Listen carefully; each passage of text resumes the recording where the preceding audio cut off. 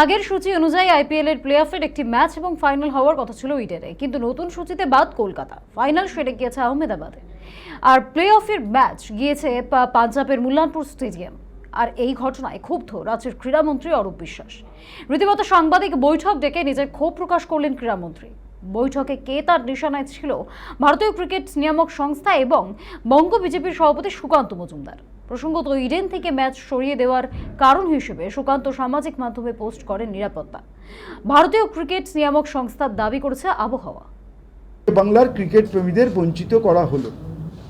একজন বলছে আইন শৃঙ্খলা, একজন বলছে আবহাওয়া, আর ভারতবর্ষের কেন্দ্রীয় আবহাওয়া দপ্তর বলছে যে আমরা 7 দিন আগে ছাড়া কোনো ফোরকাস্ট করতে পারি না, এবং 1 থেকে 4 তারিখ পর্যন্ত ফোরকাস্ট আমরা এখন পর্যন্ত করিনি। এটা তার ডকুমেন্টস আমি নিয়ে এসেছি, এটা তার ডকুমেন্টস আমরা নিয়ে এসেছি। কেন বাংলার ক্রিকেট প্রেমীদের বঞ্চিত করা হলো? আজকে আমাদের এখানে 7টা ম্যাচ হয়েছে। পুলিশ কমিশনার সাহেব বলবেন নট এ সিঙ্গেল ইনসিডেন্ট এখানে হয়েছে। প্রত্যেকটা ম্যাচে অন অ্যান অ্যাভারেজ 60 থেকে 65 হাজার দর্শক খেলা দেখেছেন। তারপরেও বারবার বাংলাকে বঞ্চনা করা হবে।